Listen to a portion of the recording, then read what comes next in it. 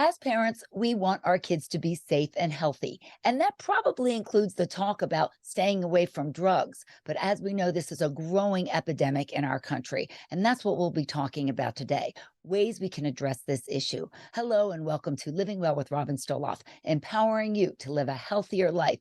I'm so happy to welcome Angela Conover, Director of Opioid Prevention for the Partnership for Drug-Free New Jersey. Thank you so much for joining us, Angela. This is such an important topic, and I'm so glad you're with me today. Thanks, Robin, and thanks for having me. So happy to, be talking about just exactly what you said in your opening. You know what? Empowering parents to have these conversations to help protect and safeguard their families.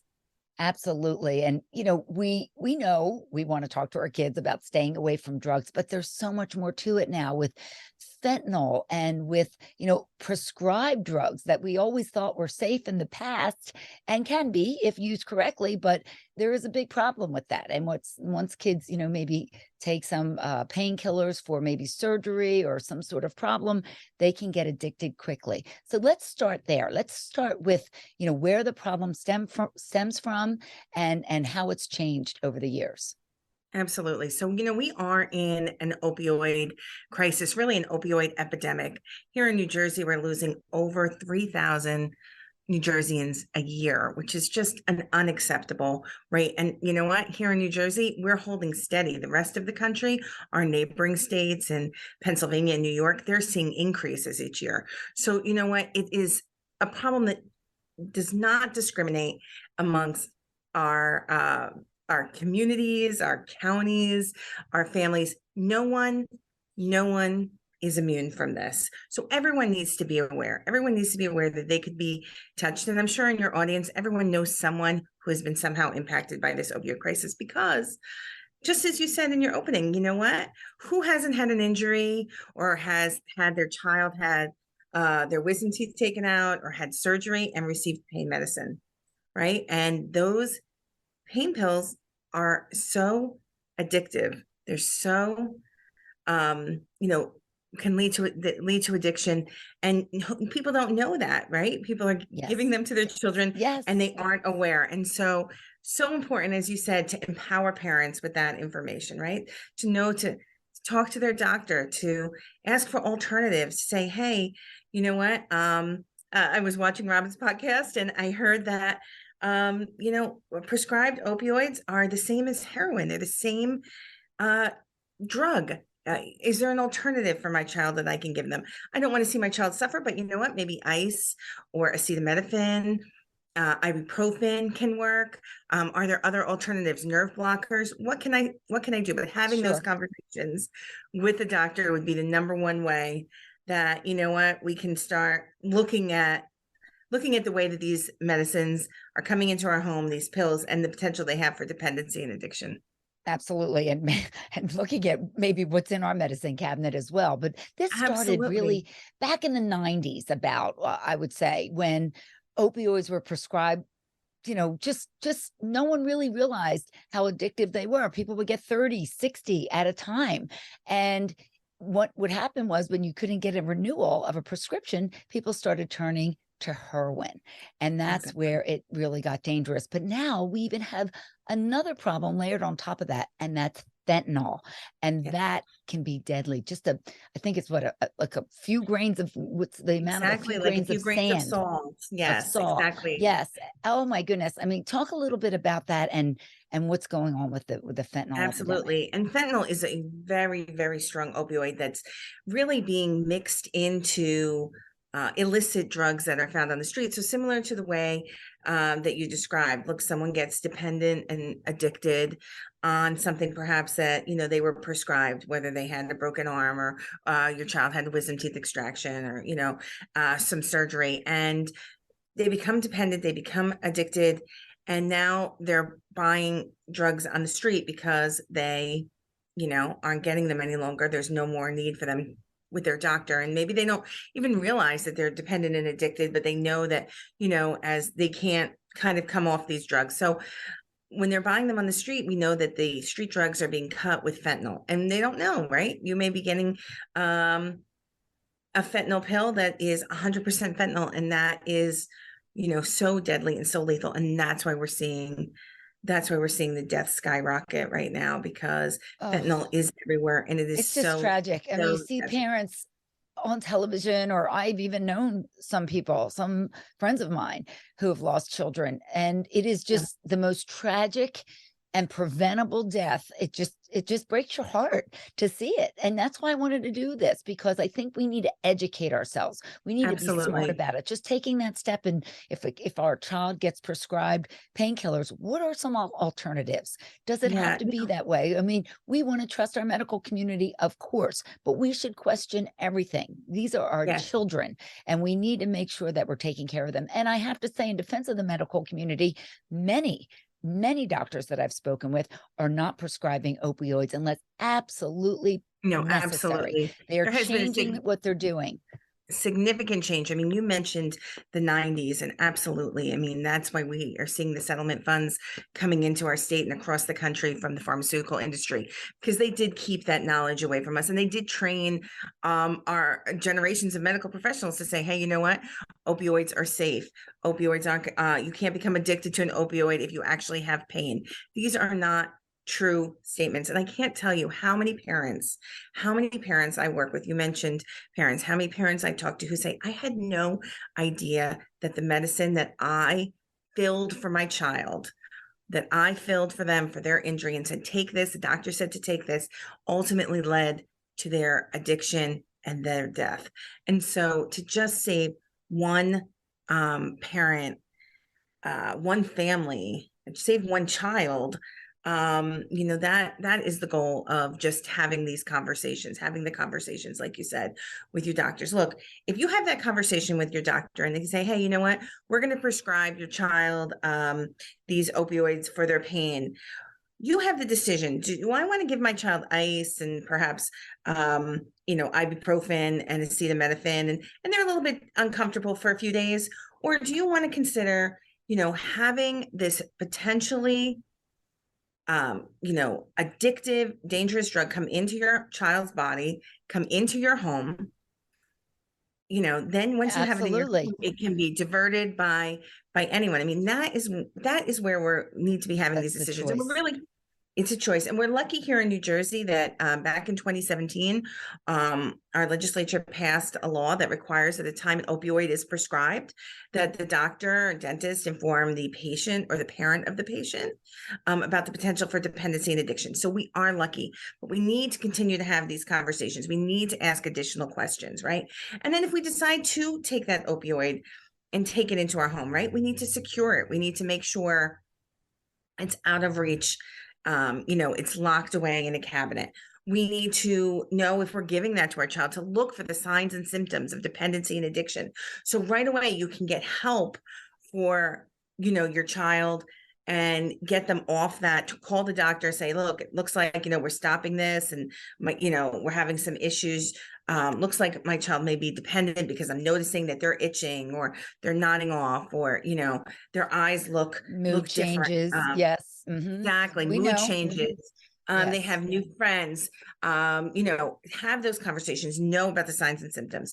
And then, you talked earlier about securing the medicine and making sure if you have it right in your home. Uh-huh. You know what? Everyone needs to be going through their medicine cabinet, right? Mm-hmm. Taking inventory of what you have. How many do you have? You know what? Your neighbors, your kids, the neighbors, your own children They can be go into your active. bathroom, they use the bathroom, the That's door's right. shut. You don't know what's No, you going on don't in have there. any idea. Yes. So secure those, take inventory of what you have in your home, secure those medicines, safely dispose of anything unused, unwanted, expired, safely dispose. There are disposal locations Yes. across our state, most in New Jersey, in most communities, and through Project Medicine Drop through the Attorney General's office, in each police department. And you know what? Across the country as well. There are drug take back days by the DEA. The DEA holds them twice a year. So there are plenty of opportunities to safely dispose of those medicines in your home. And you know what? Have those conversations with your children, right? About only taking medicine that is prescribed to them, about the risks of opioids. They need to know about medicine safety. And you know what? You can start that conversation when they're 5, 6 years old, right? When you're giving a vitamin to your child, they may love how it tastes, or it might be in a character form or something. And you know what? They may say, "Can I have another one?" And that's a good time to have that conversation, right? No, we need to only take what is for us, what is prescribed for us, what is appropriate for us, what the directions say, right? And continue to have those conversations, really starting at a young age, about healthy decisions, I love healthy that. I things. love that piece of advice because you can really, set the tone. Basically, you don't have to Yes, wait till they're older to go through all the absolutely. horrors of drug use. You can just talk about, what's appropriate and what's right for their age. And I do want to mention, opioids in themselves, heroin in and of themselves are terrible, but with the fentanyl now, you had said something to me a while ago, and I want to circle back to that because it's like when you bake chocolate chip cookies. Can you explain that Yes, analogy and how sure. deadly this can be? Absolutely. So stealing this from a law enforcement partner who explained it to me like this. So you make chocolate chip cookies, and when you're home making them, one cookie may have 25 chocolate chips in it, and the other cookie only has three. And you're like, you mixed everything together, but you made those cookies, and they're very separate amount of chocolate chips rather. It's the same thing for the people who are making the pills on the street, right? They're making these pills, they're mixing everything together, including the fentanyl. And the one pill may have 99% fentanyl and the other has 2% fentanyl. And you don't know what you're going to get. And you don't know how lethal that pill is. So, when What is the you're buying reason? pills Is of this, fentanyl more addictive? Is it cheaper? Or they're cutting it it's with this fentanyl. extremely, What's the reason? it's much stronger. It's the strongest form of, and one of the strongest forms of an opioid that you're going to be able, you'll get. And it's cheap, right? It's very cheap. So you're getting that kind of same high, that if you're selling, you're getting that same high in those pills, than if had, it's even cheaper than heroin. Oh Um, my God. so It's just sickening. So let me just ask you yeah, this question too. We talk about kids, when they yeah, maybe get injured or they get their wisdom teeth, but sure. there are also kids that are self-medicating because of Absolutely. maybe mental health issues, depression. Yes. We've just seen, especially since the pandemic, I think Yes. we've really seen it shined a light on some of the issues that many of these kids are Absolutely. going through. I don't know, don't want to blame social media, but I know some of it is attached to social media and feeling less than Sure. or being bullies. There are a lot of issues with that as well. Absolutely. The Surgeon General just issued a report on the dangers of screen time and the risks of screen time. And it goes back to exactly what you said about the stress. I mean, really, right now, coming off the pandemic, 100% mental health of kids. Think about all the different ways they've been impacted, whether it be in school or with their friendships, or, all different ways that that's impacted them. But you know what? Kids need to know that they can come to their families. And we talked about conversations before, right? We talked about conversations about healthy decisions. Any conversation, your child needs to know that they can come to you for any stress that they're feeling, that they're coming to a no judgment zone, right? That you're unconditionally going to love them, and that they should come to you to help with their stress and how to deal with healthy solutions to that. And parents also need to tell their kids, you know what, this is what's acceptable in our family, and this is what's not acceptable in our family, so that the kids, have those understandings and those boundaries, but that they can come to you and find those healthy ways of dealing with their stress. It's so, so important that parents and children communicate together. And we know that children who have dinners together, for example, with their families, 5 times a week are, significantly less likely to try drugs and alcohol. So, we know that from research. So I know having, they get better grades. yes, They just do better just because having there's that, family connection, and we've lost that really over the years. I yeah, mean, we're so busy running work, and then taking the kids to practice or whatever it is, dance class, and sadly, we've kind of lost that. We all have. I'm absolutely. not saying I'm so any No, better no, than but you anyone know else, what? but it's Just what you sad, said, find those times to communicate, right? right? On the way Even to if it's not practice. 5 days a week, right? Exactly. On the way to Yeah, practice. Hey, yeah. how is it going? How are you doing? Or just talking about anything, just so you have that open communication that your children will, come to talk to you. But yes, we know through research that children say the number one reason that they experiment with drugs and alcohol is to deal with the stress in their lives. So I implore all parents to really have conversations with your children so they know if they're having any issue, if they're worried about anything, if they have any stress, they're dealing with any crisis as we come out of this pandemic, that they should Absolutely. come It's still to you for affecting us. help. I mean, it may be a little bit 100%. more in the rear view now, but it's still affecting us. And I think it Oh, affected the 100%. way everyone communicates, all of us, even adults. Everything, Yes, look, we're on a Zoom right now, or just, exactly. just text messaging and not real one-to-one in-person communications. I mean, you see Sure. that I see my kids, 22 and 19, that always have their phones. I only see Yeah. the top of their heads. And Yeah. I don't know what they're doing, but they're always, always, always online. And it's almost like that is an addiction of itself. And I think that Yeah. can really lead to some other problems as well Absolutely, if it's because you're overused. seeing almost, everyone's best parts of everyone's life, right? And then you're comparing it to your real life. But No one yes, looks that good. no, exactly. It's their best But picture you know what? ever, you know? It's so important. And really, this, like I said, if the Surgeon General is coming out and saying, hey, you know what, you need to look at screen time. We have at the Partnership for a Drug Free New Jersey, we have a campaign that's being released this year that says the same thing. You know what, be aware of that screen time. And you know what, you be the face, you have those conversations with your children, because ultimately communication, whether it's with your child or with your doctor, is really the key Absolutely. here. We have to be aware as parents. I mean, it seems so much harder today. There's just so many more things to think about, but it is where we are. And we have tried as parents. I mean, my kids are older now, but we still, when we have dinner together, no screens, no TV, no Yeah. phone. My son will try to sneak it under the table. I'm like, you're not, you're not saving anyone's life. You're not an emergency room doctor. Yes. You don't need your phone. It'll be there. And we Yes. actually have conversations and talk. And Yes. someone said to me, when you talk to your kids or when they talk to you, remember what color their eyes are. Be looking in their eyes. So often we're making dinner or we're looking or we're not really quite paying attention. But I thought that was a great tip. Remember what color their eyes are and look at That's them and really really is that. hear what they're saying, because that can make the difference right there, where they just feel like they're listened to and not judged, which is so important. Yes. Yeah. Yeah, very important. And you know what? The same thing for parents, right? Just what you said. I know, we're always looking at our phones too as adults. It's not just kids. Yeah, We're all I looking know. at kids We're all looking at guilty. their We're all phones. guilty. I Yep. recently had my eyes dilated from an eye doctor appointment, and I came out and I'm holding the phone trying to read it. And I'm like, this is ridiculous. I can't see. And I'm still, You still so we wanted to all, look at it.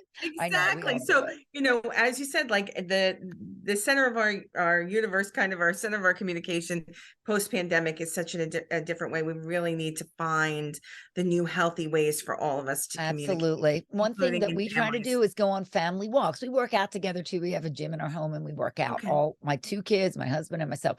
But we also just, take a family walk. Anyone can do that. Ride bicycles, just something to get out and be healthy and just, be together as a family. It's Yeah. just, and you set the tone for the kids. It's, get outdoors, do something active and be together. And that, to me, I feel like if we stress that a little bit more, that can really go a long way to bonding ourselves with our kids. I mean, everybody wants that. Absolutely.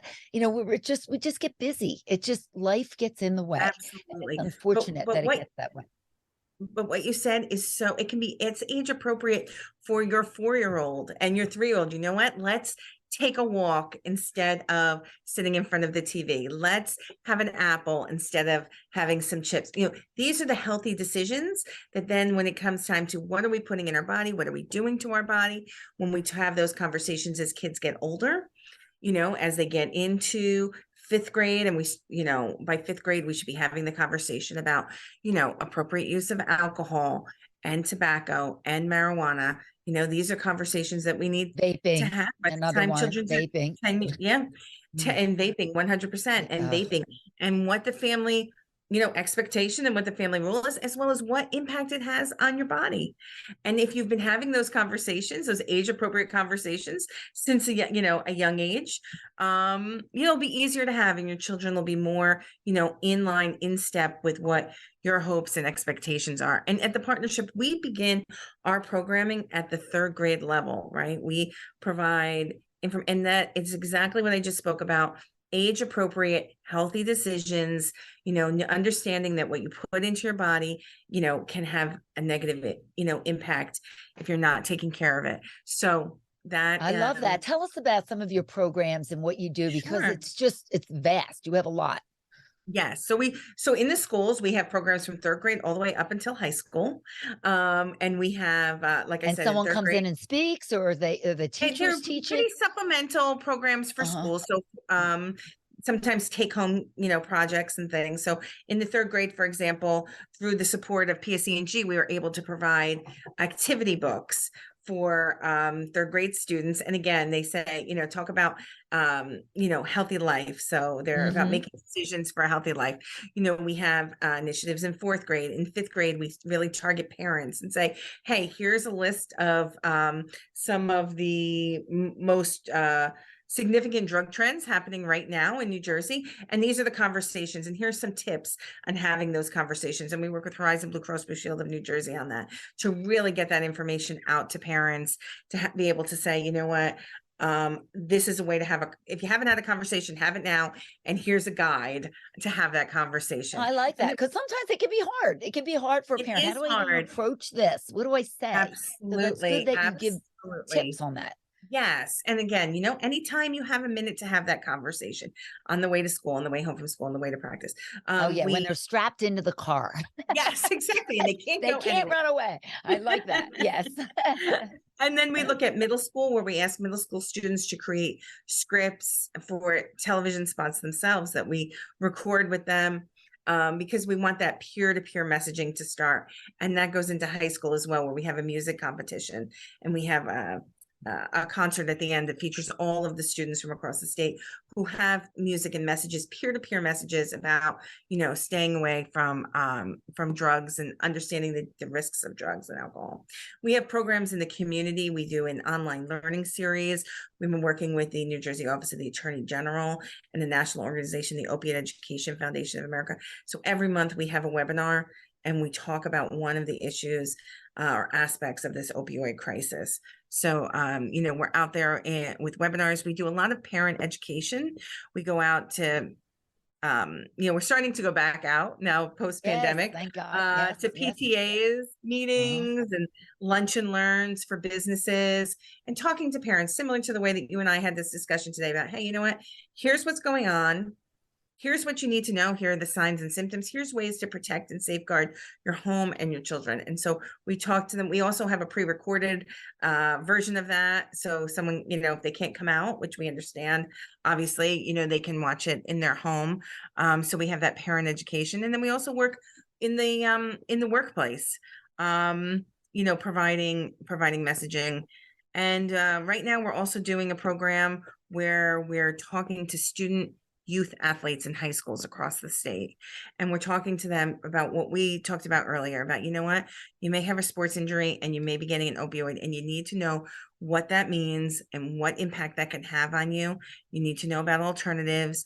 You need to know that if you need help, you can ask for help, whether you've become, dependent on that, or whether you're stressed out because you haven't been playing because of the pandemic and now you come back and now you're worried because your rankings aren't the same. And, there's a lot of stress and a lot of pressure on our youth athletes. A lot. Yes. And and So sadly, much. you've seen that story. I've seen it at least on Yeah, television. The star athlete of the team gets hurt. exactly. And next thing you know, they're drug addicted, and Yes, then the parent gets that call, and it's like, exactly. what? My kid, who was Yes, A student and a top athlete, how did this happen to my child? You don't think yes. it's going to happen to your own kid. And believe 100%. me, I've been doing this long enough to think, it can happen to anyone. I have interviewed Absolutely so can. many people and I've seen it, and that's why I really wanted to do this and get this message out there. We just have to stay on top of it as parents. The life we save may be our own child's. And that's why it is so vital for us to learn and educate. And you offer so much through the Partnership for Drug-Free New Jersey. So where can we go to get more, to get on newsletters, to sign up for your Absolutely. webinars? So Yeah. Just visit our website, drugfreenj.org. And when you land on there's links to everything that I talked about today. You can sign up to get updates on our youth-based programs. You can sign up for updates on or sign up for a webinar to get updates on our webinars. So absolutely, for parent education, just visit drugfreenj.org. And like you said, it's important for all of us to realize that addiction doesn't discriminate. We're all equally vulnerable to it. And absolutely, kids and it's a adults. message for everyone. Yeah, Yes. yeah. Well, so important. Just thank you very, very much for sharing this information with us. I hope it's touched at least one person out there. If it changes what they do and maybe learned a little bit more, then we've done our job today. So thank you so much, Angela Conover. Appreciate it. Thanks so much, Robin. And thanks for helping to save lives across our state. Oh, it is my true pleasure. Angela Conover, Director of Opioid Prevention for the Partnership for Drug-Free New Jersey. And thank you for being with me today for Living Well with Robin Stoloff, empowering you to live a healthier life. Be sure to like and subscribe, and I will keep you posted on my most recent episode. Until I see you next time, keep living well.